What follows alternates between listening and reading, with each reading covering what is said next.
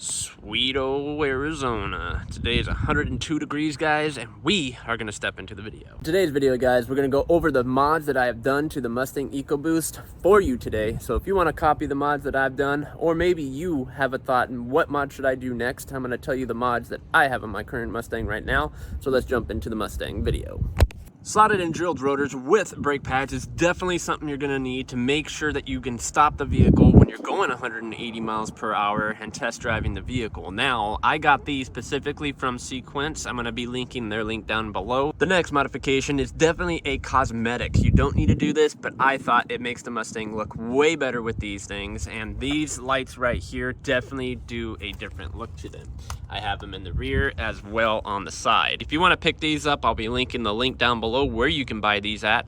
The next modification, I got these from a subscriber that has been following the channel for quite some time. He actually traded me these for something else, but these are GT mufflers right here, and it makes the Mustang EcoBoost sound really, really good. It gives it a deep tone. So if you're looking for mufflers, go ahead and check out the GT mufflers. They are very, very good. The next modification I got is CV Fabrication's white pipe. I don't know if you guys are gonna be able to see that, but I can see the hangers from here. I'll be linking their link down below as well, as they are a sponsor to this video. One of my favorites, if you guys missed this video, this was a sponsorship directly to Tough Build Customs for you fans to have a chance to get yourself some unique mirrors. Now, these mirrors are already tinted. You don't have to worry about tinting or anything like that. You don't have to worry about the people behind you having bright lights. It doesn't stop there. You have integrated turn signals into the mirrors. They also have lane assist watch also integrated into the mirror, and they also have the heated as well if you have that feature on your Mustang. Where I live in Arizona, if you can't tell, and I don't need that. So I went with the ones that have the integrated turn signals. These guys here, they are sequential. I'm gonna be linking a link down below where I got these beauty things from. I think it gives the Mustang a way better look than the factory OEM ones that just has pretty much, they're both LED either way you go, but the original one does not have a sequential turn like this one does. I personally love them. I know that some of you guys are also wondering, where did I get my turn signals from? Now, you can either do it my way and just get an LED turning bulb, or you can get the LED strip that comes right here, and you don't have to worry about getting the bulb, and you don't have to worry about hearing the horse go. It sounds like it's going fast, but it's really not. As you can tell, it is blinking very slow. You just gotta deal with the noise inside the cab. Now, I know you can barely see it, but I do have a larger intercooler. You need to get rid of the factory intercooler. You will heat soak right off the first launch. Make sure that you get a full aluminum intercooler. This modification is definitely something you're gonna need. And why do you need new charge pipes? Because these are designed to decrease your guys' charge air temps. These I put on after I bought my intercooler. These actually do keep my charge temps down pretty low, and I live, like I said, in Arizona. It's 120 degrees, and it keeps them very, very cool. Your turbo always loves cold air. 12-pound wastegate to hold all of your boost at high-end RPMs. When you press that gas pedal, look, folks, I'm telling you right now, that you are going to feel a major difference with a 12-pound, even if you scoop it up to a 14-pound wastegate, which these can be changed out. So you can take the top off right there where you see the grooves, and you can add a 14-pound spring inside of this wastegate right here to get more power. And trust me, 12 pounds is pretty damn good. And as you guys can see, mine is done by Turbo Smart, which I'll be linking this wastegate down below where you can buy one yourself today. And trust me, ladies and gentlemen, I've said this many times and I'm not gonna stop saying it. It's gonna make a hell of a difference on a stock turbo. But they do way better with the Precision Turbo. So if you do a turbo update or upgrade, you're gonna wanna do a new wastegate, either a 12 or a 14 pound. I would suggest a 14 pound. Your tuner will definitely thank you for that, and you will make amazing power with this beautiful beautiful 4-cylinder. This here is a baffled catch can. I'm gonna be linking that down below for all you guys that really need one. I definitely highly recommend it if you're gonna be adding power to the Mustang EcoBoost. This thing does collect a lot of blow-by that is caused by your engine, that goes to your valves and kicks your valves and robs you from performance, so you definitely need a catch can. So make sure you guys go check one out today. They are not cheap.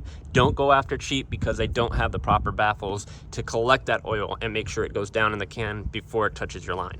This downpipe right here is done by Fabrication. It does help the turbo breathe. You can get these either with a cat or without a cat.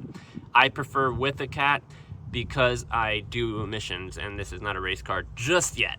Down below, you're gonna see a J-style bung.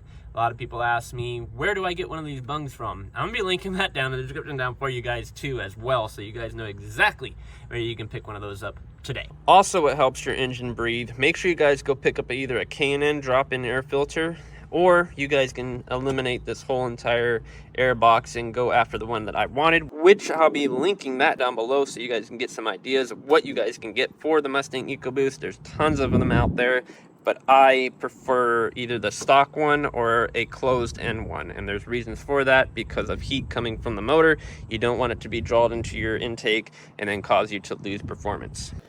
And there is one modification that I cannot show because they are in the motor, and those are 6510 colder spark plugs. You guys can pick them up from either your tuner, or you can buy them directly from American Muscle or CJ Pony Parts. They do have them. They're already gapped. You always want to make sure you double check the gap though, because you can never be certain on manufacturers returning them back to you and it being the correct gap in between where you need to be. 28 thousandths is where you need to be if you are tuned. Now we are stepping into the Mustang where all the good stuff actually really happens. Now, I haven't really done too much to the interior.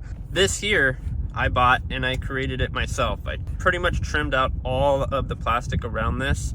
I bought the boot, which is technically for automatics, but I made it look more like a manual, and then I went ahead and got their ball as well, and it's actuated just like that. You just press it down and put yourself into gears.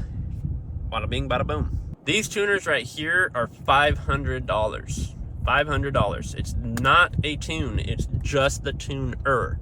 This is what you put the tunes on and you tune the vehicle. They do come with pre-tunes, but I don't recommend running the pre-tunes. I would rather you go to either PD tuning or other tuners that are out there. There's tons of tuners out there to go to. But I decided I wanted to go with PD tuning. Ryan is his name. He does really, really good work. My car is not completely tuned yet. I still have to do more pulls ordinary to make sure that she is running proper and we got the amount of boost that I want, which eventually I want to get a lot more boost. Speaking of boost, we're going to be doing a head gasket video very, very, very soon, ladies and gentlemen. I know a lot of you guys been asking me, when am I going to do a head gasket video? And now is the time. I want to make more power, but at the same time, I do hear a rattle going on in the engine, which indicates to me, being a mechanic for as long as I have, is it's most likely going to be a lifter. And if it's not a lifter, then 10 out of 10, it's gonna be a valve. And those valves get really, really bad after a while of just stressing the motor and stressing the motor. So I'd rather just redo the whole entire head, and I'll let you guys know when we're gonna come closer to doing that video.